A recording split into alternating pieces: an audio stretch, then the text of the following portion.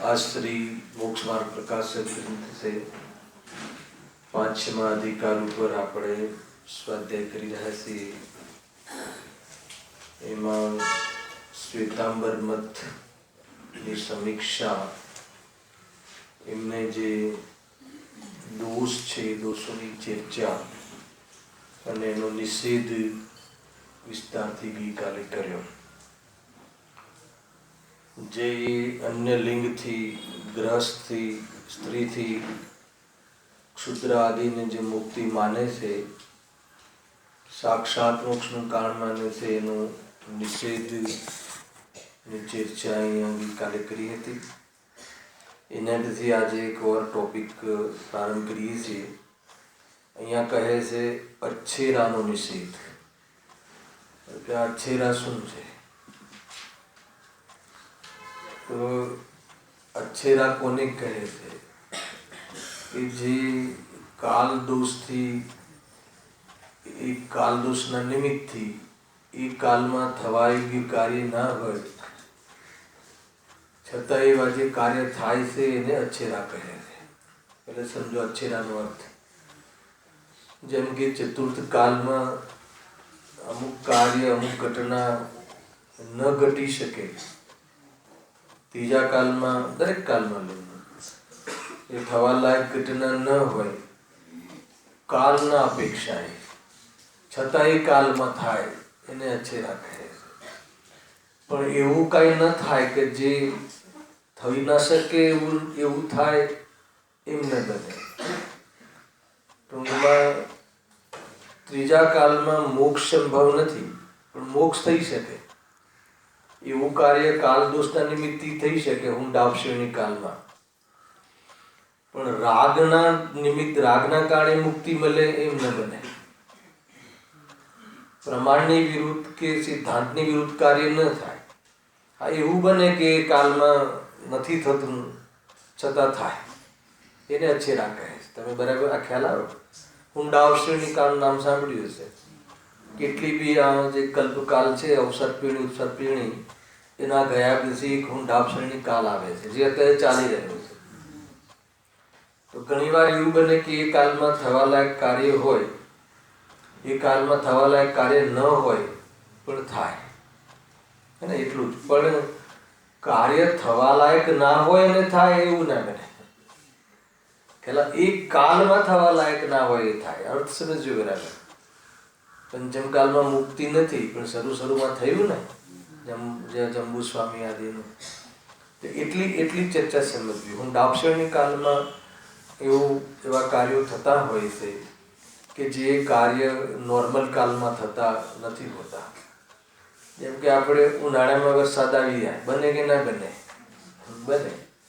આપણે આશ્ચર્ય ભલે લાગે પણ બને, એ વાત છે। એટલે કોઈ કાલનો આગળ પાછળની વાત છે। ગ્લોબલ ચેન્જ થતું હોય છે ને, અહીંયા બી ચેન્જિંગ થતું હશે, એમ સમજવું છે। બહુ અવસરની, બહુ કલ્પકાલ પછી એવો કોઈ કાલ આવે એની વાત છે। પણ એવું ના બને કે કોઈ, માની લો કે પુરુષ બાળકનો જન્મ આપે એવું ના બને. તીર્થંકરોના ઘરે પુત્રીનો જન્મ થાય જે સામાન્ય રૂપથી હોતું નથી, પરંતુ કોઈ કાલમાં એવું બનતું હોય છે. પણ કોઈ સ્ત્રીની જગ્યાએ પુરુષ બાળકને સંતાનને જન્મ આપે એવું ત્રણ કાળમાં ના બને. આ વાત અહીંયા લેવી છે. હવે એ તો ઠીક છે, પણ આ અચ્છેરા આને કહે છે અને આનું આધાર લઈ અને એ લોકો એવી કેટલીય બાબતો કહે છે કે ભાઈ આ તો અચ્છેરામાં છે. ભલે તમારા શાસ્ત્રમાં લખ્યું છે, પણ જેમ કે કોઈ હુંડાક્ષરની કાલમાં કોઈ કાર્ય એવા થઈ જતા હોય છે તો એ કાર્ય અમારે પણ અમે માનીએ છીએ તો કે આ તો પ્રમાણની વિરુદ્ધ જે કાર્ય હોય એ ના થાય. અને એવું નથી કે કોઈ તીર્થંકરનું સ્વરૂપ બદલાઈ જાય, ધર્મનું સ્વરૂપ પંચમકાલમાં અલગ થઈ જાય અને ચતુર્થકાલ કરતાં પંચમકાલમાં થોડુંક એને છૂટછાટ હોય તો એ થઈ જાય, એમ ત્રણ કાળમાં ન થાય. પહેલાં ભલે પંચમકાલમાં થવા યોગ્ય કાર્ય ના હોય એવું કાર્ય થઈ શકે, પરંતુ કોઈ સિદ્ધાંતને કે કોઈ નિયમ વિરુદ્ધ જઈને કાર્ય થઈ શકે એમ નહીં. કાલ દોષના આધાર પર જે કાલની અપેક્ષાએ થવા લાયક કાર્ય જે હોય અને બંને પોઝિટિવ નેગેટિવ બંને બાજુ લેવું, બરાબર છે. એ રીતે જો હવે ત્રીજા કાળમાં છે ને મોક્ષ સંભવ નથી. એક તો ભોગભૂમિ હોય છે અને ચોથા કાળથી તીર્થંકરોની શરૂઆત થાય છે. પણ આ જે 24 જે હમણાં ગઈ લાસ્ટ, એમાં જે પ્રથમ તીર્થંકર આદિનાથ એમનો જન્મ બી ત્રીજા કાળમાં થયો અને ત્રીજા કાળનો હજી 3 વર્ષ ને 8.5 મહિના બાકી હતા અને એક કાળમાં મોક્ષ થયો. એટલે સંભવ નથી ત્રીજા કાળમાં એને, પણ મોક્ષ થયો જે વિધિથી થવો જોઈએ એ જ વિધિથી થયો, એમાં કોઈ ફેરફાર કરીને થાય એમ નહીં. એટલો ખ્યાલ આવે. તો અહીંયા તો આવા અચ્છેરાનો જે સ્વરૂપ છે એવા અચ્છેરાનો આધાર લઈ અને બસ એ પ્રમાણે એમની કોઈ ખોટી ઘટનાઓ છે, એમને જે કાલ્પનિક ઘટનાઓ છે એ ઘટનાઓને અચ્છેરામાં ઘટાવીને કહે છે કે આમ થઈ શકે. આનો થીમ છે. હવે એના 4-5 ઉદાહરણ ચાલશે અને એ પ્રમાણે આપણે આ વિષય આગળ વધારીએ છીએ. એના પછી શ્વેતાંબર મતમાં જે દેવશાસ્ત્ર ગુરુનું અન્યથા સ્વરૂપ છે એ થોડુંક બહુ ગંભીર વાત છે અને સૂક્ષ્મ પણ છે અને સમજવા લાયક પણ છે. એમાં ઘણી બધી બાબતો ત્યાં આવી શકે છે, હે ને. પહેલાં આ વિષય આપણે જોઈએ આજે. વળી તેમના શાસ્ત્રોમાં અચ્છેરા કહે છે અને કહે છે કે હુંડાવસળની કાળના નિમિત્તથી એ થયા છે. એને છેડવા નહીં. છેડવાની એટલે કોઈ દલીલ નહીં કરવી, એમાં કોઈ ક્વેશ્ચન નહીં. એ તો બસ એ કાળમાં થયા છે, હુંડાવસળના કાળના કાળે થયા છે, હે ને. એમ કહીને તમે અમને આ સ્વીકાર કરી લો અમારી જે કલ્પનાઓ છે એને, એમ અહીંયા કહે છે.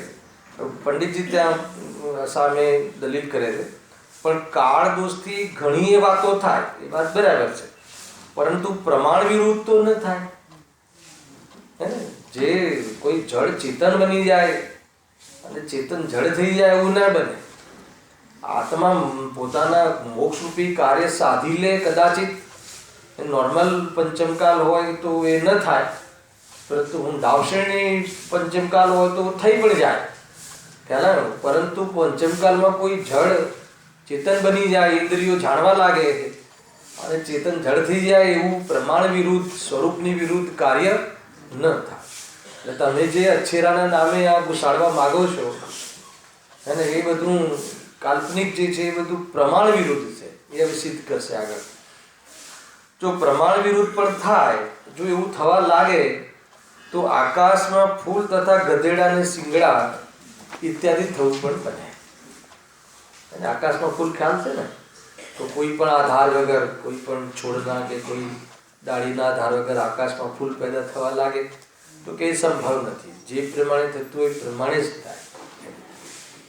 માટે તેઓ જે અચ્છેરા કહે છે તે પ્રમાણ વિરુદ્ધ છે. એને શા માટે તે અહીં કહીએ છીએ? એટલે એટલા માટે અહીં કહીએ છીએ કે એના વિરુદ્ધમાં કહે. જો હવે એક વસ્તુ જે લખી છે આપણને એમ નવાઈ લાગશે કે આવું બધું માને છે એ લોકો, અને એ માનીને શું મતલબ છે? આવી કલ્પનાઓ કરવાથી કોઈ ના પણ જે સિદ્ધાંતો છે એ સિદ્ધાંતોની સિદ્ધિ થતી એવું નથી લાગતું. તો પણ બસ એક મગજની માનસિક વિકૃતિ છે, એ કાંઈક અલગ પડ્યા તો અલગ કંઈક બતાવવું જોઈએ ને. હવે કંઈક તીર્થંકર તો બદલાય નહીં, નામ તો બદલાય નહીં, પણ એમના જીવન વિશે કાંઈ ના કાંઈ હસ્તક્ષેપ એમને છેડા કર્યા છે અને કહે છે કે ભાઈ આ વાત તમારે માની લેવી, આ માત્યા તો તીર્થંકરોનું સ્વરૂપ આવું છે, એ રીતે અહીંયા કહે છે. વર્ધમાનજી કેટલોક કાળ બ્રાહ્મણીના ગર્ભમાં રહી પછી ક્ષત્રિયાણીના ગર્ભમાં વધ્યા તેમ એવો કહે છે.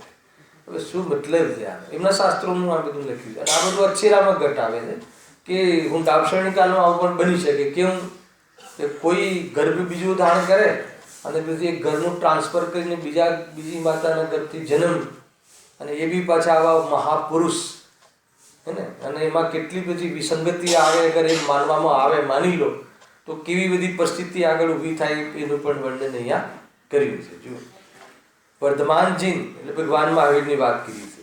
કેટલોક કાળ તો બ્રાહ્મણીના ગર્ભમાં રહી પછી ક્ષત્રિયાણીના ગર્ભમાં વધ્યા, એટલે ત્યાં પછી ગર્ભનો વિકાસ થયો ક્ષત્રિયમાં.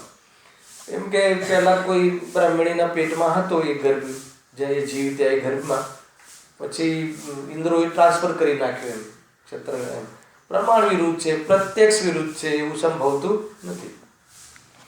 હવે કોઈનો ગર્ભ કોઈમાં મૂક્યો પ્રત્યક્ષ ભાસતો નથી. જન્મ કોઈ આપે અને પોષણ કોઈ કરે એવું તો બને, એવું તો બન્યું પણ છે, બરાબર, શ્રી કૃષ્ણના વારામાં. પણ એક જ ગર્ભમાં પછી બીજા ગર્ભમાં ટ્રાન્સફર કે એ સંભવ નથી. તેમ અનુમાનિક આદિકમાં પણ આવતો નથી. તીર્થંકરને થયો કહીએ, હવે માનો કે તીર્થંકરને ઓરથી તમે આ વાત રજૂ કર્યો છો તો કેટલી વિસંગતિ આવે. તો ગર્ભ કલ્યાણક કોઈના ઘેર થઈ, એટલે બ્રાહ્મણીના ઘરે ત્યાં ગર્ભ કલ્યાણક થઈ, અને ક્ષત્રિયાણીના ઘરે જન્મ કલ્યાણક થઈ. આ બધા પ્રોબ્લેમ આવે કે કાંઈ બી તમે કહો છો તો કેટલી વાતો બધી ખંડિત થાય. તથા જન્મ કલ્યાણક કોઈ અન્યના ઘેર થઈ. રત્નવૃષ્ટિ આદિ કેટલાક દિવસ કોઈના ઘેર થઈ અને કેટલાક દિવસ કોઈ અન્યના ઘેર થઈ.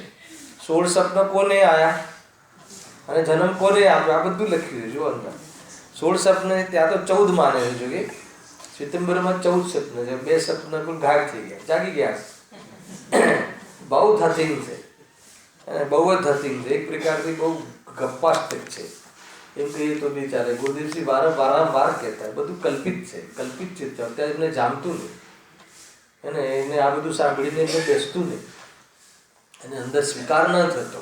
હવે ત્યાં જન્મ થયો, આવેગમાં આવીને સંપ્રદાયમાં દીક્ષા પણ લીધી, પરંતુ એમના જે સિદ્ધાંતો અને જે આ બધું સ્વરૂપ કાંઈ એમને બેસતું નહીં. અને ઘણીવાર કહેતા ઓલો ક્રમબદ્ધ આવે છે ને કેસેટ, તો એમાં એમને એમના તરફથી લખ્યું છે કે કાંઈ બેસતું નહીં. એટલે એવું પરિણામ થયું કે જાતે જ આ બધું શોધ કરવી પડશે, વાંચન કરવું પડશે, અને કોઈ પણ માની લેવું એ ઠીક નથી.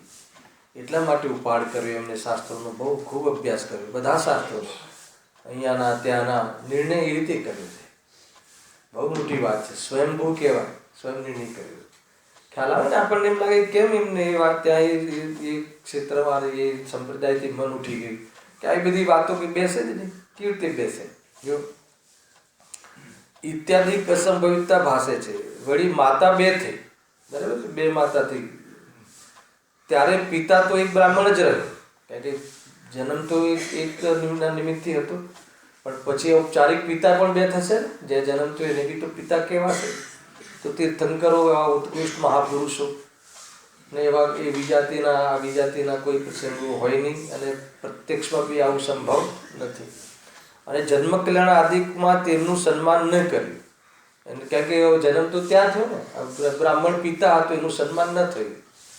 હવે સન્માન ઓલાનું થશે ને જે ક્ષત્રિય છે, અન્ય કલ્પિત પિતાનું કર્યું, જે કલ્પિત પિતા હતા. તથા તીર્થંકરને 2 પિતા કહેવા મહાવિપરીત ભાષે છે.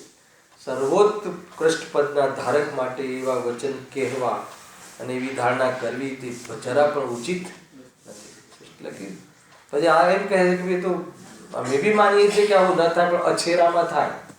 એટલે કોઈ એવો કાલ દોસ્તી હું દાક્ષાયણી કાળમાં આવું પણ બધું થાય હે ને. બધું ધીરે ધીરે આવી જશે કે ભાઈ શુભ ભાવથી બી નિદ્રા થાય, પછી ધીરે ધીરે પછી તો આમ બી તો શરીર અને આત્મા અને વસ્ત્ર અને આત્મા ભિન્ન છે, તો પછી શું ફરક પડી ગયો ઘરમાં રહેતા રહેતા અને કપડાં પહેરતા પહેરતા પણ મુનિ વગર પણ મોક્ષ થઈ જશે, અમે પ્રયાસ કરી રહ્યા છીએ.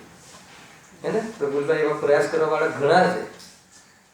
તો કે એ રીતે ધીરે ધીરે જો જ્યારે આ વિકૃતિ વકરે ને એટલે પછી તો કલ્પનાઓમાં તો કંઈ બી કહી શકાય ને. અને બધી એમાં એવું નહીં, કલ્પના તો કોઈ એક વ્યક્તિ કરી, પણ એના ફોલોવર્સ ને એને અનુસરવાવાળા એક આખા સંપ્રદાય ઊભા થઈ જાય છે અને હાથમાં કંઈ આવતું નથી અને લોકોનું જીવન વહિત થઈ જાય છે. અને આવું દરેક જગ્યાએ સમજવું. એટલે બહુ વિચાર કરજો કોઈ બી કથનનું, કોઈ જિનેન્દ્ર ભગવાનનું બતાવેલા સિદ્ધાંતને કોઈ અંદરની કોઈ હું કંઈ ખાસ બતાવી દઉં એમ કહીને એને અન્ય નિરૂપણ કરી અને એમાં વિતરાગતાનું પોષણ ન થાય અને એમાં કોઈ અન્ય પક્ષનું પોષણ, મતનું, કોઈ ભાવનાઓનું, રાગની ભાવનાઓનું પોષણ કરી અને એવું નહીં કરતા. એને કાંઈક હું ગુરુદેવથી કોઈ જરા ચડિયાતું કહું, કોઈ વિશેષ કહું તો એક છાપ પડી જાય ને. તો કે શું કહેવું છે તારે? જળ જળ છે, ચેતન ચેતન છે, એમાં તું શું નવું કહીશ? વિતરાગતા ધર્મ છે, રાગ અધર્મ છે, એમાં શું નવું કહીશ? નવું શું હોઈ શકે? રોજ કેવડાવશે તો બી આજ કહેશું. એને એટલે ગુરુદેવ છે ને વારંવાર કે એકની વાત પણ બીજું શું કહે? હે ને થોડું ગાયને કહે કે તમને એવું લાગતું હોય તો, થોડું પદ્યથી કહે, થોડું ગદ્યથી કહે, પણ વાસ્તવમાં જે એનો સિદ્ધાંત છે, એનું જે સ્વરૂપ છે, એ સ્વરૂપમાં બીજું શું કહે? જીવને ઘેલુપતા બહુ છે એટલે એને પણ કોઈ નવું નવું સાંભળવું છે. હજુ સૂક્ષ્મ કહો, હજુ સૂક્ષ્મ કહો અને પેલાને બી સૂક્ષ્મ બતાવીને કાંઈક એને બહારમાં કોઈ ઇજ્જત કે કોઈ યશ લેવો છે તો એવી જાતિનું અરે જે છે કેને સીધે શું દેહ ભિન્ન છે, જડ છે, એને તું બે ભિન્ન છે, એ પર્યાયનું એકત્ર બુદ્ધિ છોડ તો મુક્તિને પ્રાપ્ત થઈ જઈશ. હવે તારે બહુ સૂક્ષ્મ વાતો અહીંયાથી ને ત્યાંથી ને શું કામ છે? એને બહુ ભલો જીવ છે, ભોળો જીવ છે, એને ખાલી એટલું આ જે આ અસમાન જાતિ આ દ્રવ્ય પર્યાય દેખાય છે ને આંખોથી, એની સાથે બી એકત્વ બુદ્ધિ છોડે તો બધા સાથે તત્વ સમ્યક થઈ જાય છે. એમાં પછી એને કેવલ જ્ઞાનની પર્યાયની બી એકત્વ બુદ્ધિ છૂટી જાય છે, ભલે એને બોલવામાં વાચન ના આવે. એટલે પર્યાય માત્રથી એકત્વ બુદ્ધિ છૂટી જાય છે. સ્વભાવની દૃષ્ટિથી જ્યારે આ સ્થૂલ પર્યાયને પણ વેદજ્ઞાનનો વિષય બનાવીને આત્મકલ્યાણ કરે છે તેમાં પછી એને ભલે એને કાળસુદ પર્યાય બધું આવી ગયું, એમાં ચિંતા નહીં કરો. એ દેડકાના જીવને પણ બધું આવી ગયું, સ્વપ્ન દર્શન થઈ ગયું, એને બધી ખબર છે. ભલે આનું કાળસુદ પર્યાય આનું નામ છે એવી એની ખબર ના પડે તો એ બરાબર છે કે નહીં? બહુ બહુ જેમ કે આ બહુ મોટો રોગ છે પ્રફુલભાઈ. એને એના જ્ઞાનનું પ્રદર્શન કરાવવું હોય એટલે કાંઈ નવું, કાંઈ નવું, કાંઈ અલગ વાત શું જરૂર છે? સીધી સીધી વાત છે, એકને એક બે જેવી વાત છે એમ છે. જો સર્વોત્કૃષ્ટ પદના ધારક માટે એવા વચન સાંભળવા પણ યોગ્ય નથી. ખ્યાલ આવ્યો? એટલે કોઈ મતલબ નથી એમ. હવે આગળ વળી તીર્થંકરની પણ એવી અવસ્થા થઈ તો અન્ય સ્ત્રીનો ગર્ભ અન્ય સ્ત્રીમાં ધરી દેવો સર્વત્ર ઠરે. એટલે કે આ તો પછી એક બધી જગ્યાએ પોસિબલ છે, હે ને? અને એમ થતાં વૈષ્ણવો જેમ અનેક પ્રકારથી પુત્ર પુત્રીનું ઉપજવું બતાવે છે તેવું આ કાર્ય પણ થયું. એટલે વૈષ્ણવમાં આ સંબંધી બહુ ચાલે. જો તમારે એકાદ સેમ્પલ જોઈએ છે, 8મો અધિકાર કેળવવાનો એકાદ સેમ્પલ જોઈ લો, ત્યાં સુધી ક્યારે પહોંચીશું? 8મા અધિકારનું અંતિમ પેરેગ્રાફ 308 પેજ. જો વૈષ્ણવની વાત આવી ને કેવું માને છે, પુત્ર વિના ગતિ થાય નહીં. હવે એ તો આપણે આગળ જોયું. હવે એના પછી છેલ્લા પેરેગ્રાફમાં 3 લીટી પછી વળી પ્રમાણ વિરુદ્ધ કથન પણ તેમાં હોય છે. જેમ કે મુખમાં વીર્ય પડવાથી માછલીને પુત્ર થયો. વૈષ્ણવ આવું બધું જન્મ સંબંધી માને છે કે માછલી કોને જન્મ આપ્યો? એને મનુષ્યને એ રીતે પુત્ર થયો ત્યાં. હવે આ કાળમાં પણ એમ થતું કોઈને દેખાતું નથી અને અનુમાનથી પણ એ વાત બેસતી નથી. આવા કેટલી જગ્યાએ અને એ લોકોના શાસ્ત્રોમાં લખ્યું છે કે માછલીએ પુત્રને જન્મ આપ્યો ને આમને સૂર્યપુત્રને આને તેને બધું બહુ બધા ગપ્પા ચાલે. આ જીવ એમાં મોહિત થઈ જાય છે. અને એમ થતાં વૈષ્ણવ જેમ અનેક પ્રકારથી પુત્ર પુત્રીનું ઉપજવું બતાવે છે તેવું આ કાર્ય પણ થયું. ઘણી બધી બાબતો છે. જો કેટલી આ જે ચાલે છે ને ઓલું કયો ગ્રહ નડે, મંગલ બહુ ચાલે છે. એટલે પેલા ઓલા ઝાડ સાથે લગ્ન કરાવી દે અને ગજબ છે. પણ આવું બુદ્ધિશાળી લોકો પણ એને બધા મોટા મોટા સેલિબ્રિટી કહેવાય, અમિતાભ જેવા, એ લોકોને પણ આવું મગજ હોય, આ સૂચ હોય. ખ્યાલ આવે કે નહીં? એ તો એ જ છે. બસ એ તો ધર્મના એટલા પાનાઓમાં છે એટલે એ પ્રમાણે કરતે છે. કાંઈ બુદ્ધિથી તો વિચારતા જ નથી. હવે આવા નિકૃષ્ટ કાળમાં પણ, અને પાછા આપણે લોકો કહીએ અમે એના ફેન છીએ. ફેન કહેવાય પંખો. આવું સાંભળ્યું છે. મને ઇંગ્લિશ એ ખબર નથી, ભણ્યો પણ નથી, પણ આવું બધું બોલાય છે. અરે તું તને ઓટોગ્રાફ લેવા પાછળ ફરે, ખ્યાલ આવે કે નહીં? આ રીતે છે ભાઈ. આપણે ત્યાં કોઈ વિદ્વાન આવે ને તો એક બુક રાખવી, ઓટોગ્રાફ એટલે નહીં કે કંઈક વાક્ય લખો સારું આપણા માટે, તો એ ઓટોગ્રાફ. 50 સારા સાધર્મીઓ મિત્રો આવે તો કે તમને જે સ્વાધ્યાય ચાલતું એમાંથી ખાસ મેસેજ લખો, ગુરુદેવશ્રીના કોઈ કથનોમાંથી કોઈ ભાવ હોય તો એ લખો, તો તમારી આખી બુક એવી ઓટોગ્રાફથી ભરાઈ જશે. ખ્યાલ આવે ને? કોઈ દીકરાઓ દીકરીઓ, નાના દીકરા દીકરી આવી એક બુક બની આવી છે. અને હમણાં એક સોનગઢમાં છે ને એક દીકરી, આપણે પંકજભાઈ, કેટલું સરસ આલ્બમ ગુરુદેવશ્રીના એક પ્રયોજન દેવાય, બહુ સરસ. એકવાર પાઠશાળામાં બતાવજો, અહીંયા બતાવું. સરસ. હા, તો એવી બધી એવા બધા કાર્યોમાં બાળકોને થોડે વ્યસ્ત કરવા જોઈએ, એ બાજુ ઉપયોગ લગાવવો જોઈએ. ક્યાં આવ્યા હતા? હા. અને આવા નિકૃષ્ટ કાળમાં પણ એ પ્રમાણે હોય જ નહીં. શું કહે છે કે આવા નિકૃષ્ટ કાળમાં પણ એ વસ્તુ ના હોય તો એવા ઉત્કૃષ્ટ કાળમાં કેવી રીતે સંભાવશે? તો ચોથા કાળમાં એમ થવું કેવી રીતે સંભવે? માટે કથન મિથ્યા છે. હજુ એમને આ બધું અચ્છેરામાં ઘટાવે છે કે ભાઈ આમ તો ન થાય, હે ને? પણ તમે કહ્યું છે ને, હું ડાબસરણી કાળમાં કાંઈ પણ થાય. અરે કાંઈ પણ થાય એટલે એ કાળમાં ન થતું હોય એવું થાય, પણ જે ન થઈ શકતું હોય એવું થાય, એવું ક્યાં કહ્યું છે? એ કાળમાં ન થતું હોય એવું થાય, હે ને? ઉનાળામાં ગરમી પડે, વરસાદ ના પડે પણ વરસાદ પડી જાય એવું બને. પણ કોઈ ઉનાળામાં કોઈ બીજી કોઈ કાર્ય ન થવાનું કાર્ય બી ઉનાળામાં થઈ જાય એવું ન બને. સ્ત્રીઓ પુરુષો બાળક જન્મ આપવા લાગી જાય એવું ન બને. પ્રસૂતિ જ્યાં થતી હોય ત્યાં જ થાય, એમાં ફેરફાર ન કરે. લિંગ પરિવર્તન થાય તો બી ન થાય. એને આજકાલ બાહ્ય લિંગ પરિવર્તનનું બહુ ચાલ્યું છે ને, ઘણું બધું ચાલે અંદરના, તો બી એને ભલે લિંગ પરિવર્તન કરે પણ વેદ પરિણામ તો જે ત્રણેય આવી શકે તો ત્રણેય જ આવી શકે. ઘણી બધી બાબતો છે. ડૉક્ટરોનું તો શું છે, પૈસા કમાવા છે ને ચાલી જાય. દરેક ડૉક્ટરની વાત નથી ભાઈ, કોઈ ડૉક્ટર બેઠા છે, સામાન્ય વાત. વળી મલ્લી તીર્થંકરની તેઓ કન્યા કહે છે. કેમ કહેતા હશે? મલ્લી નામ એવું છે એટલે સ્ત્રીલિંગ જેવું. હવે જો જોરદાર વાત કહી છે. પણ મુનિ દેવાદિકની સભામાં સ્ત્રીની સ્થિતિ કરવી, ઉપદેશ આપવો સંભવતું નથી. કેવી બધી વાતો છે, બોલો. કેવી રીતે સંભવ છે? કોઈ ત્યાં તીર્થંકર સ્ત્રી હોય અને નિર્ગ્રંથ લિંગથી બિરાજમાન હોય, અને ત્યાં મુનિરાજો હોય, દેવું હોય, તો એમ પણ સંભવતું નથી. અને સ્ત્રીલિંગથી પંચમૂળ સ્થાન ઉપર જવાતું નથી. તો બધી તીર્થંકર મલ્લીનાથ સ્ત્રી પર્યાય હતા, એ વાત કેટલી જૂઠી છે, બનાવટી છે, એ બધી વાત છે. ખ્યાલ ઘણી બધી બાબતો છે ભાઈ. આમાં અન્યથા નહીં લેતા, પણ જેમ કે વર્તમાનમાં જે અમુક સ્ત્રીઓ દ્વારા જે ઉપદેશનું વિધાન ચાલે છે એ બી એટલું ઉચિત નથી.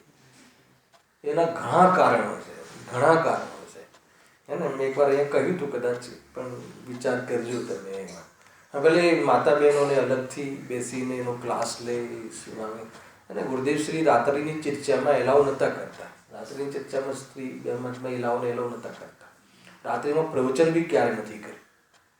એને ચર્ચા રાખી, બરાબર છે? હું જે સમજુ છું એ તો સાંભળેલું છે, તમે તો બધા જોયેલું છે, બરાબર છે ત્રિગતભાઈ? હે ને? ચર્ચા કરતા ને ચર્ચામાં બી મહિલાને એલાવ નહીં કરતા, એલાઉડ નથી રાત્રિમાં. જેટલું જે હતું એ બધું બરાબર છે. ઘણી બધી બાબતો જીવનથી શીખવા જેવી હોય છે.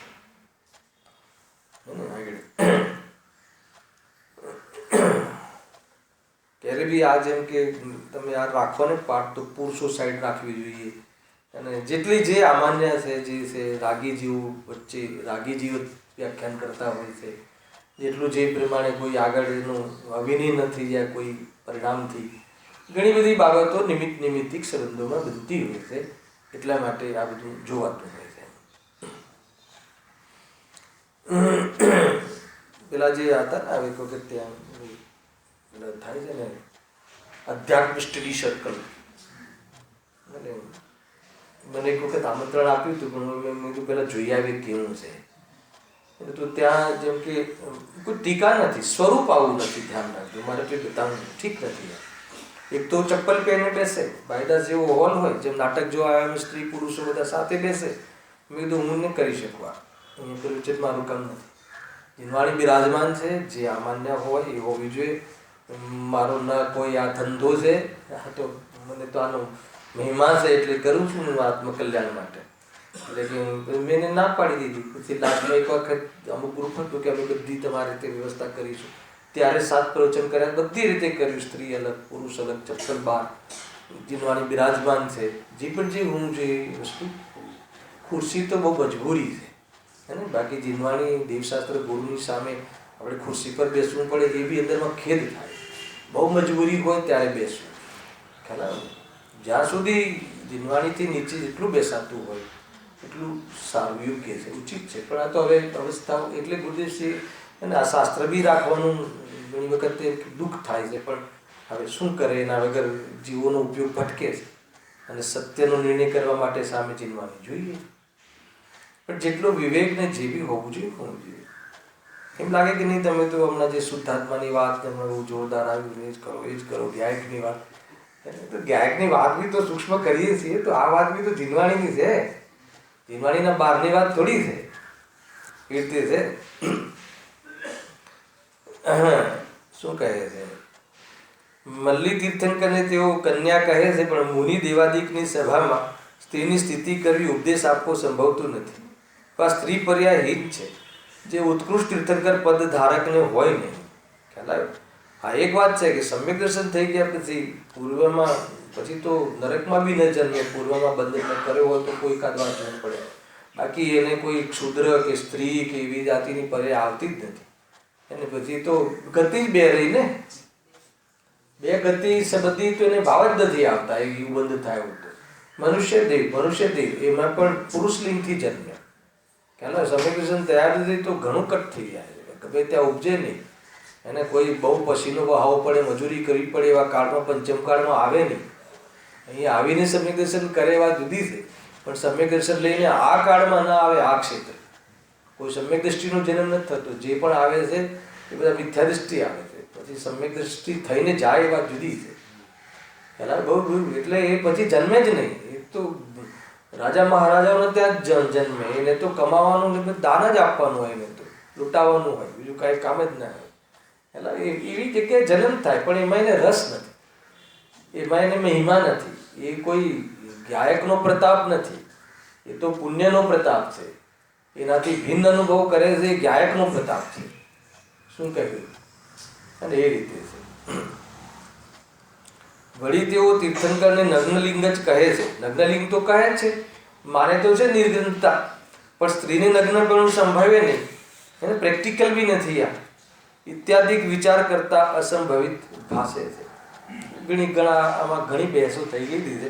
પુરુષને નગ્નલિંગ ભાગ ફાવે તો પુરુષનું તો અંદરમાં વિતરાગતા અને બહારમાં બી નિર્દોષતા એવી પ્રમાણેની પરિણતિ પ્રાપ્ત કરવાની યોગ્યતા છે.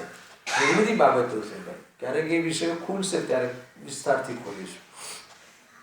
હવે આગળ ઓર એક છેરાનું આપે છે ઉદાહરણ. આવા તો કેટલાય છે. એ લોકો આ તો 1 2 4 ગણિત આવે છે. હરિક્ષેત્રના ભૂમિયાને નરકમાં ગયો કહે છે. ખ્યાલ છે ને? હરિક્ષેત્ર ભરત ક્ષેત્ર, પછી એરાવત ક્ષેત્ર, વિદેહ ક્ષેત્ર, આ 3 ક્ષેત્ર. પછી આગળના હરિ, હેમ, હિરણ્ય, પછી એક ઓર છે ને હરિ, હેમ, હરિ, એ હરિણ્ય થઈ ગયું. હજુ એક આવે 4, સમજી લો ને.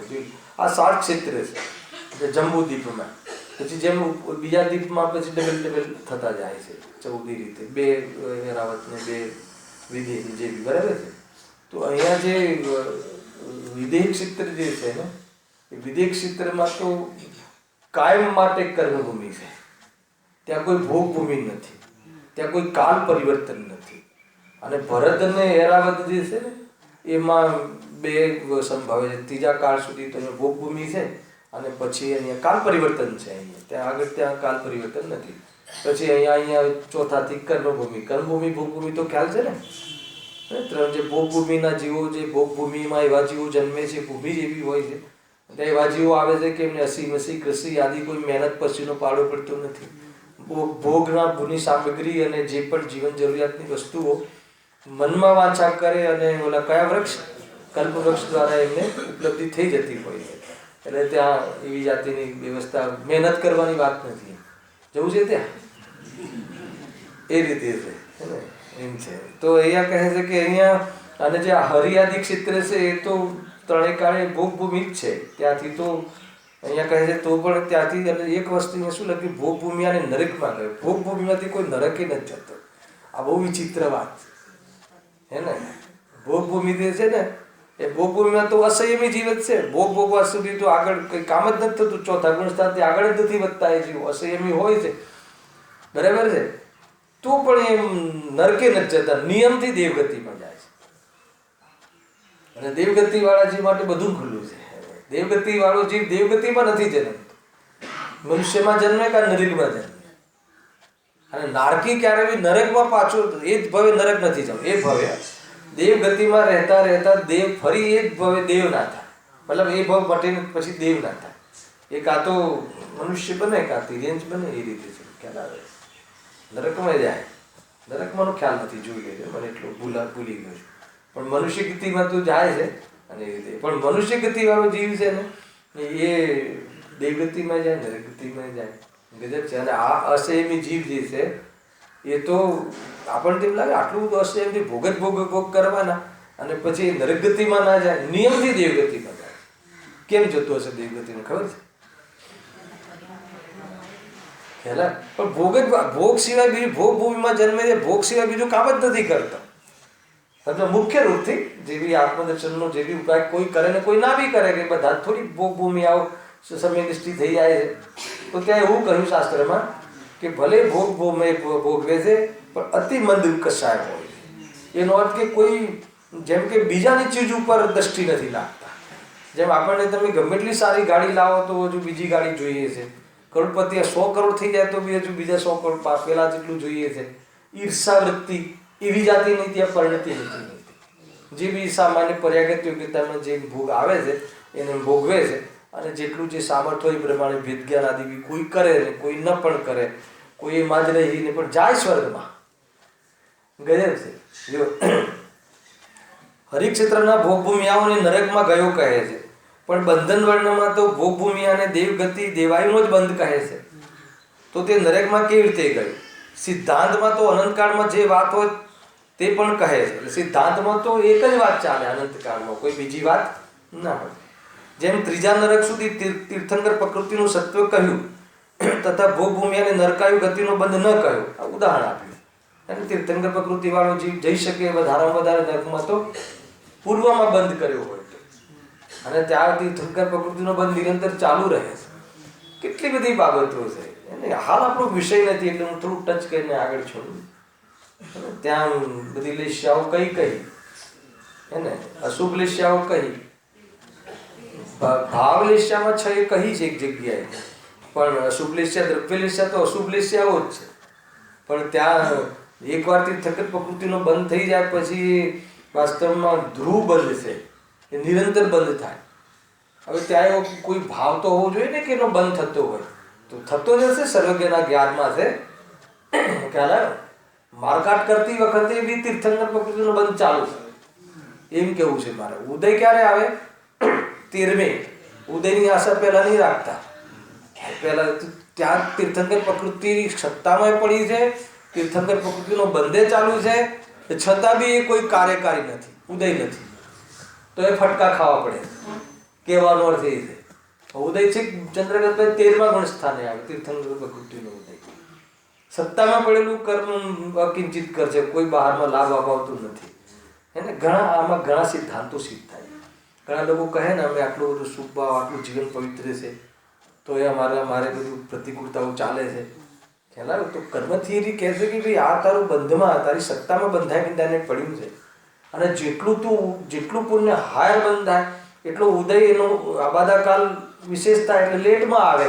1000 વર્ષ માટે તમે પુણ્ય આવ્યો અને બહુ સ્થિતિ બંધ કર્યો અને અનુભાગ બી એવો જોરદાર કર્યો, પરિણામ થયું નિમિત્ત પ્રમાણે, તો હવે પ્રપોઝનેટ 10% જેવું કેલ્ક્યુલેશન છે, વિશેષ અંદર જોઈ લેવું તો 100 વર્ષ પછી એનો ઉદય ચાલુ થાય, પછી ઉદય આવતો જ રહે જ્યાં સુધી પૂરું ના થાય.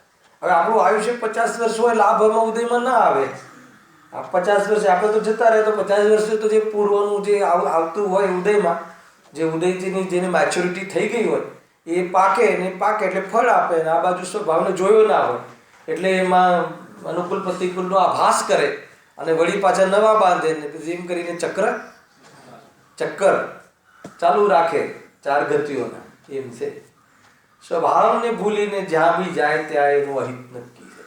સ્વભાવને રાખીને દ્રષ્ટિમાં રાખીને કદાચિત જવું પડે, ઉદયગત આવે તો બી જ્ઞાનીઓને પોસાતું નથી. આવે છે કે નહીં, પરંતુ વિશ્વાસ છે કે આ ભાપી ટળશે એવું છે. હવે કેવલ જ્ઞાની તો ભૂલે નહીં, કેવલ જ્ઞાનમાં તો થોડી કેવલ જ્ઞાનમાં આવ્યું છે, વાત આવી છે માટે એ બધું મિથ્યા છે. ટૂંકમાં અચ્છેરાઓનું આડમાં આવી બધી વાતો હોય કે તમે માનો, તમારે ત્યાં બી તો આ લખ્યું છે, તમારે ત્યાં બી તો અચ્છેરાઓમાં બધું કહ્યું છે. જુઓ એ પ્રમાણે સર્વ અચ્છેરા અસંભવિત જાણવા, એ જે કહે છે વસ્તુ પ્રમાણથી વિરુદ્ધ છે, પ્રત્યક્ષ વિરુદ્ધ છે, અનુમાન વિરુદ્ધ છે, પ્રમાણ વિરુદ્ધ છે, એને વસ્તુ સ્વરૂપથી વિરુદ્ધ છે, બધું નિષેધ કરનાર. ગજબની હિંમત કરી છે. જ્યારે વાંચે ત્યારે એમ લાગે ગજબની હિંમત કરી છે પંડિતજીએ. એને અત્યારે તમે કોઈને અત્યારે એક થોડુંક વિરોધમાં કહી જોજો, એમ કહીને કરવું શું છે પહેલાં તો, પણ આ તો પોતાને કોઈ જગ્યાએ અટકે નહીં સમાજ સ્વયં, એટલા માટે કહ્યું છે. પણ છતાં બી આ દુનિયા તો વાંચે ને, આ કોઈ થોડી પર્સનલ પત્ર છે, આ તો શાસ્ત્રના રૂપમાં છે, એટલે સર્વ માટે છે.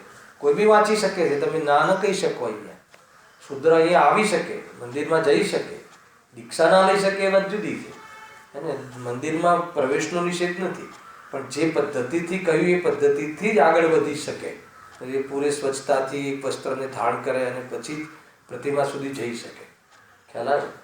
અને સપ્તવ્યસન રૂપી હોય તો એને તો પ્રતિમાને સ્પર્શ કરવાનો એને અધિકાર જ નથી. ચાહે એ શૂદ્ર ના વૈશ્ય હોય તો બી, જૈન હોય તો બી, સપ્તવ્યસનનો ત્યાગ ન હોય તો એને ભગવાનની પ્રતિમાને સ્પર્શ કરવાનો અધિકાર નથી.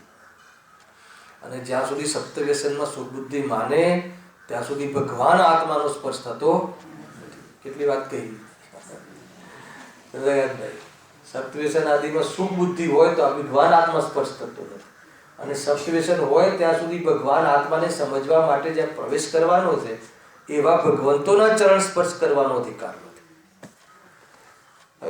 હવે કોઈ સર્ટિફિકેટ તો અહીં કોઈ બનાવતા નથી કે તમારે છે કે નહીં, સ્વયં નિર્ણય કરી લેવો કે ભાઈ તમને જે પણ આ 7 વ્યસનોનું અંદરમાં પરિણામ હોય તો ઉચિત નથી, તો શું કરવું?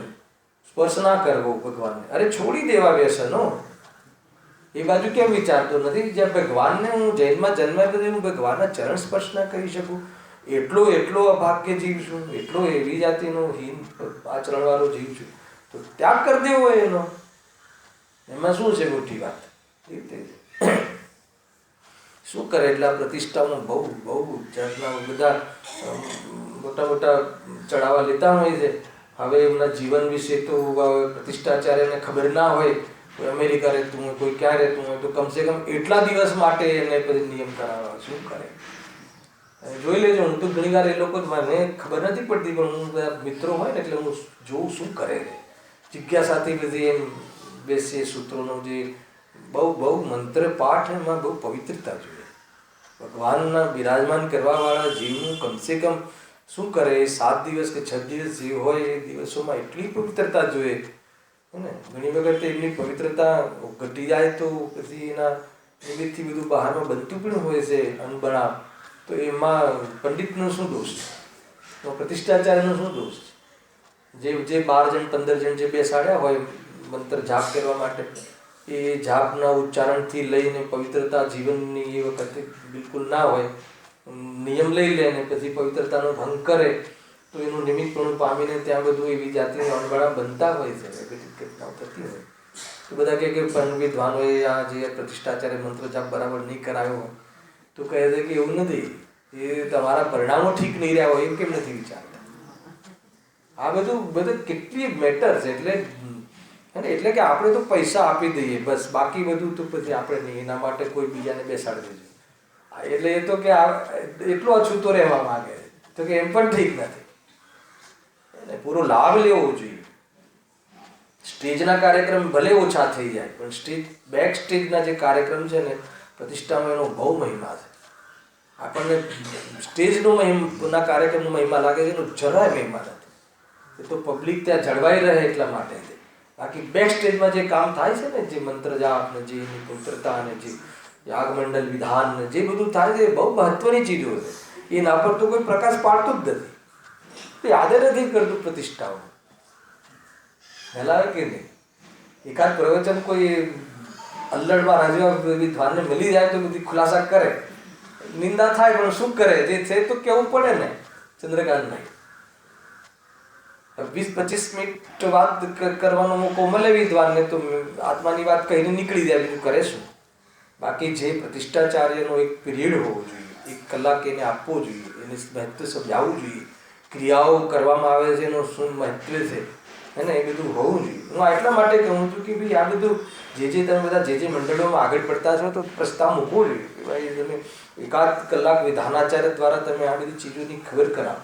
નહીં તો જે પવિત્રતા છે એની ખબર જ નહીં. બરાબર છે તું નહીં.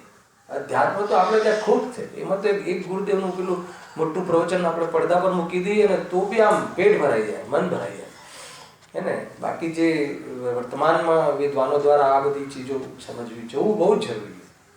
એ ચીજો એ પ્રમાણે સર્વ અચ્છેરાઓ અસંભવિત જાણવા. હવે વળી તેઓ કહે છે કે એને છેડવા નહીં, એને છેડવા તેઓ એટલે છેડવા નહીં એટલે દલીલ કરવી નહીં, માની લેવું. તમે બી કહો છો ને કે સર્વકી ભગવાને કહ્યું એ બધું માની લેવું. સંકેત હે ને, સુમેરુ પર્વત જોયો કે નથી જોયો? કાલ કહેતો હતો ને ઘરે મેસેજ તો મળે ને કે આટલું બધું સેટેલાઇટ આટલું બધું દૂર દૂર સુધી જાય છે તો એક પિક્ચર કેમ નથી પકડાતું? તો કે એમાં પકડાય જ નહીં. આ જે આ ઢાઈદીપનો જીવ છે ત્યાં ચંદ્ર પર જાય છે, વાત જૂઠી છે.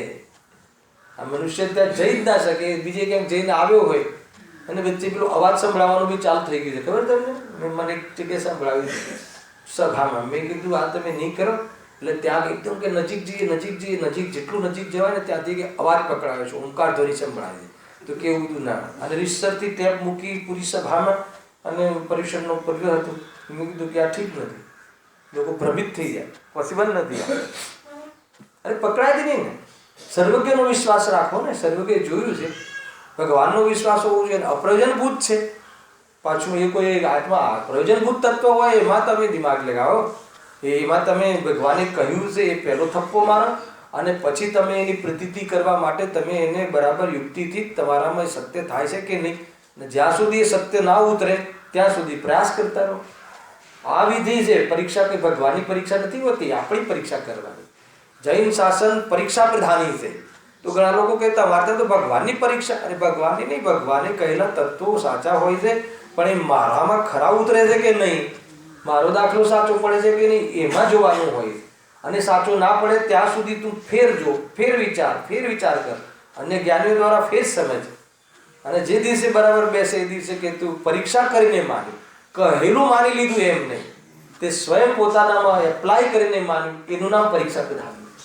ભગવાનની પરીક્ષા કે નિરાજની પરીક્ષા કે કુંકુમદેવની પરીક્ષા કે ગુરુદેવની પરીક્ષા કરવાની જરૂર નથી. સમજમાં આવે છે આખી વાત?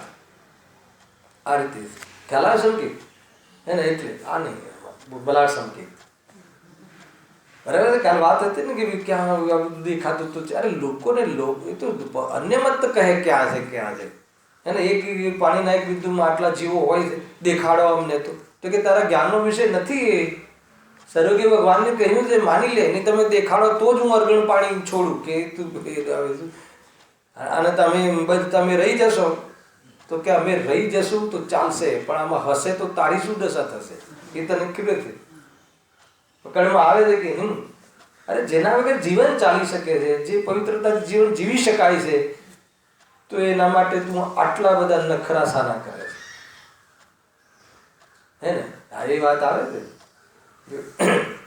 12માં તો બધું જ માની લે, એક દવા ખાવાથી 100 જણ સ્વર્ગે જતા રહ્યા હોય તો કે લાવ હું ટ્રાય કરું, એમાં તો ના એવું નહીં. એ તો એ લોકો કંઈ ભૂલ કરી હશે, બાકી હું બરાબર પાડી છે. ભાઈ બુદ્ધિ થોડી બદલો. ખ્યાલ આવ્યો?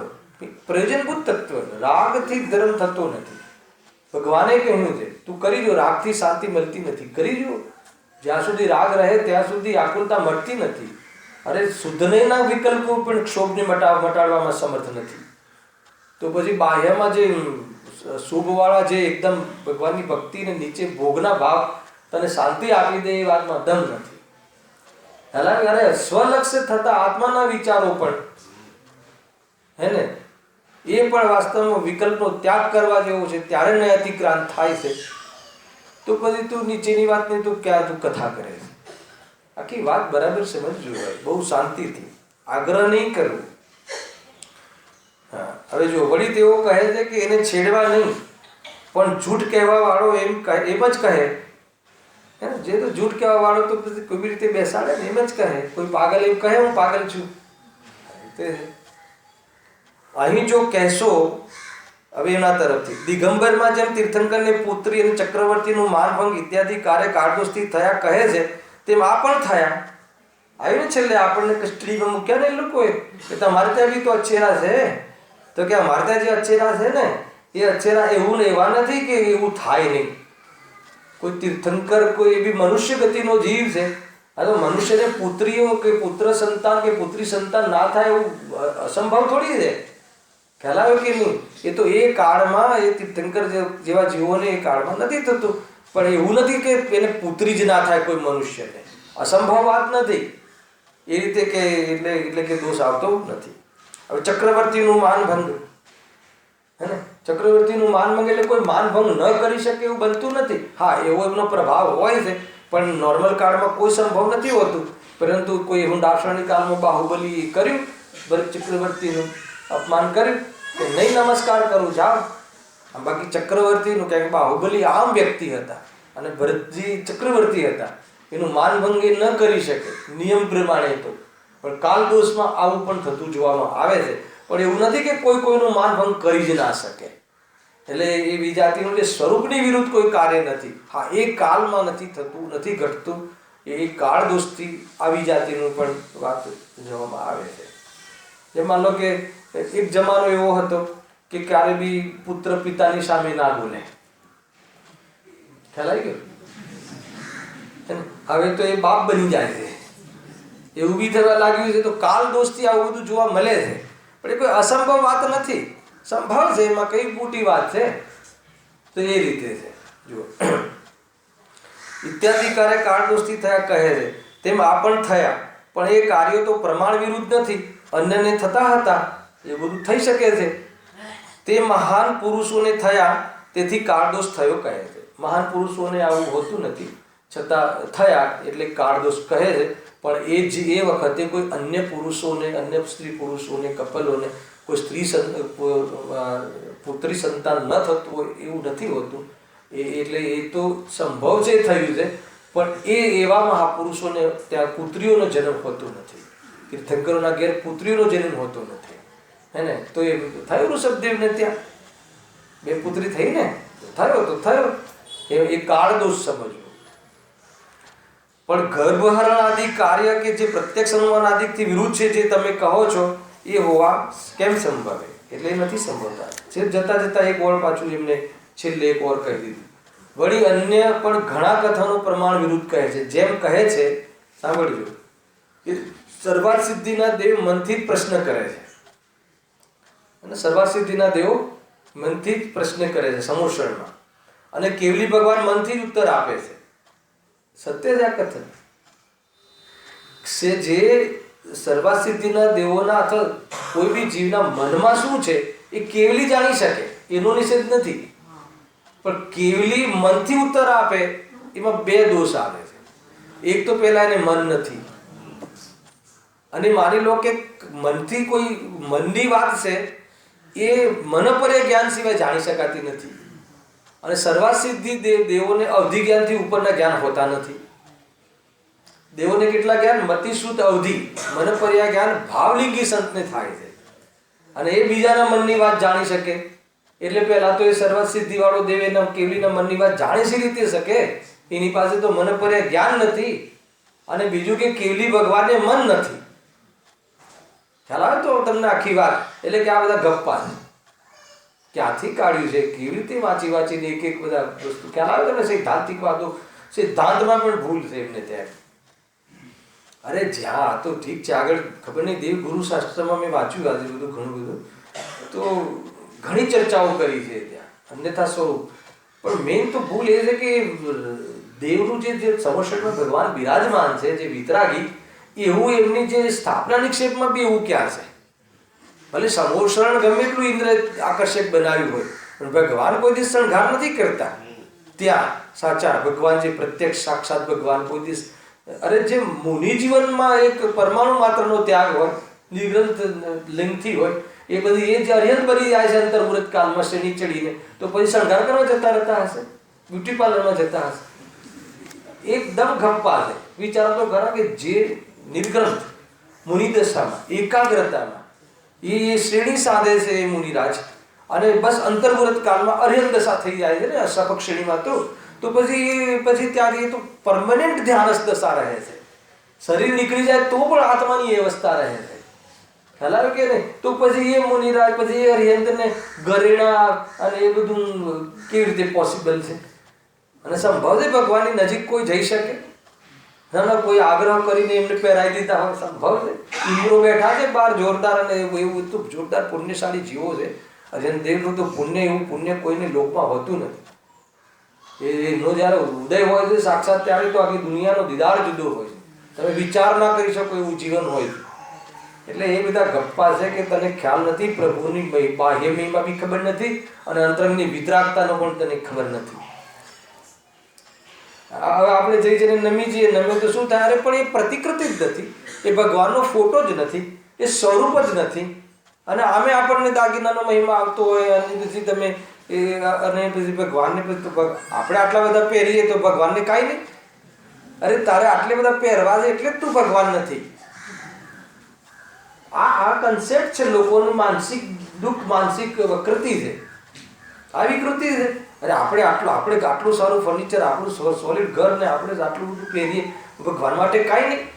અરે તને ખબર છે કે તને આ બધી જરૂર પડે છે એ દુઃખી જીવને પડે છે? બહારમાં વસ્ત્રના અવલંબન લેવા પડે એ દુઃખના પ્રતીક છે. બહારમાં જેટલા ટેકા વધારે લેવા પડે એ દુઃખના પ્રતીક છે, ખબર પડે? અને અરે એક ટેબલ સ્પેસ જોઈએ જીવન જીવવા માટે, આ મોટા મોટા ઘરની જરૂર પડે છે, નોંધ કે તને અંદરમાં કેટલી કશાય અને દુઃખ છે કે તું બહારનો પ્રયાસો કરે છે. ખ્યાલ આવ્યો કે નહીં? આમ તો બહુ મોટી શાયરીઓ બોલે કે એટલી કેટલા ફૂટની જગ્યા જોઈએ મરણ પછી, અને જીવનમાં બી એટલી જોઈએ, કેટલી જોઈએ. એને જેને આત્મહિત સાધવું છે એને શું જોઈએ? ભાઈ બહુ બધી બાબતો છે, બહુ શાંતિથી વિચાર કરજો. જીવન અન્યથા ઉદયમાં આવે એને શું કરે? ના જોઈતું હોય તો આમને પડે તો પડે, એ વાત જુદી છે. પરંતુ તું એના માટે ઉપયોગ બગાડી અને પ્રયાસ કરીને જીવન ખોવા જેવું નથી. સમજમાં આવે છે ને ભાઈ? થોડું કડક પડ્યું ચેતનભાઈ? શું કરે અહીંયા બધા 5-5 કરોડના ફ્લેટના માલિકો બધા છે અહીંયાથી છે. ઓછામાં ઓછા 2-5 કરોડ તો હોય. હવે એને કહીએ કે ભાઈ આ તીર્થંકરોના સમોષણ, દેવગતિના બહારમાં તમે ભવનો જુઓ તો એની જે હાઈટની તમે માપો, અને આપણા ફ્લેટોનો માપો, અને એમાં એ સમ્યક દૃષ્ટિ જીવોને સૌધર્મને એમાં રસ નથી. એને આંખમાં આંસુ છે અસંયમ જીવનના કારણે, સંયમ લેવાની પાત્રતા નથી જાગતી. વિચાર તો કરો. અને તને એ ચીજોમાં હિમાવંત લાગે છે. અને આખા જેટલા બહુ હાઈ રાઈઝ જેટલા મકાનો હોય ને, એના એક માળમાં ઘૂસી જાય તો એનો એક માળ મોટો હોય છે એ લોકોના ભવનમાં. વાંચો દેવગતિના ગુરુદેવ તો બધું વર્ણન કરે, ધાડ હોય ને, આસક્તિ ગજબની હે ને. પછી છેલ્લે કહે કે છતાં એ બધું પૂદગલનો વૈભવ છે, ચૈતન્યનો વૈભવ નથી, જ્ઞાનીઓને એમાં રસ આવતું નથી. ચૈતન્યની શક્તિ, સામર્થ, અને એમાં જે આજે ગાયું ને એના જે અનંત ગુણનો વૈભવ, કેટલી વાર 3 વખત કહ્યું, 3 વખત અનંત વૈભવ જેવી શબ્દમાં કહ્યું. વિચાર કરજો ભાઈ. જો લઈ લઈએ આટલું પેરેગ્રાફ. વળી અન્ય પણ ઘણા કથનનો પ્રમાણ વિરુદ્ધ કહે છે. આ થઈ ગયું ને, વાંચી લઉં છું, સમજાઈ દીધું છે. જેમ કહે છે કે સર્વસિદ્ધિનો દેવ મનથી જ પ્રશ્ન કરે છે અને કેવડી ભગવાન મનથી ઉત્તર આપે છે. હવે સામાન્ય જીવના જ મનની વાત મનપર્યા જ્ઞાની વિના જાણી શકે નહીં, તો કેવડીના મનની વાત સર્વસિદ્ધિનો દેવ કેવી રીતે જાણે? અને આગળ કહે વળી કેવડીને ભાવમનનો તો અભાવ છે તથા દ્રવ્યમન જળમન આકાર માત્ર છે, તો ઉત્તર કોણે આપ્યો? માટે મિથ્યા છે. હે ને? માનો કે ગજબની વાત છે. ઇન્દ્રિય તો છે, આંખ છે પણ કેવલી આંખથી નથી દેખતા, નાક છે પણ કેવલી નાકથી નથી સૂંઘતા, 5 ઇન્દ્રિય છે પણ 5 ઇન્દ્રિયના અવલંબનથી નથી જાણતા. ખ્યાલ આવ્યો કે એવી રીતે જળમન છે પણ જળમન દ્વારા જાણતા નથી. એમને કોઈ વિચારો કરવો પડે અને એને સ્મરણમાં રાખવું પડે અને યાદ રાખવું પડે અને અગ્રહ ઇહા આવાય ધારણા ને એ બધું કરવું પડે એવું જ્ઞાન નથી. એને તો એક સમયની પર્યામાં બધું આમ પ્રત્યક્ષમાં સાક્ષાત દેખાય છે, તો એમને યાદ રાખવું પડે ને મેમરી ને એ બધું ત્યાં નથી. તો કે ભાવનો તો અવલંબન જ નથી. ભાવના મન તો ફૂટી ગયું છે. સૂક્ષ્મ જ્ઞાનનો અભાવ, ક્ષાય જ્ઞાનનો ઉત્પાદ, દ્રવ્યમન પડ્યું રહે છે, શરીર ઇન્દ્રિયો પડ્યું રહે છે, અવલંબન નથી હોતું, આત્માના પ્રદેશોથી ડાયરેક્ટ જાણે છે. એવા કેવલી ભગવાન ને તું મન કહે, મન છે એમ કહે છે, તો સિદ્ધાંત વિરુદ્ધ કથન છે. એ પ્રમાણે અહીંયા અચ્છેરાનું પ્રકરણ પૂરું થયું. હવે મૂળ પ્રકરણ શ્વેતાંબર કથિત દેવ ગુરુ ધર્મનું અન્યથા સ્વરૂપ નેક્સ્ટ શનિ રવિ વિસ્તારથી ચર્ચા કરીશું. સહેજાનંદી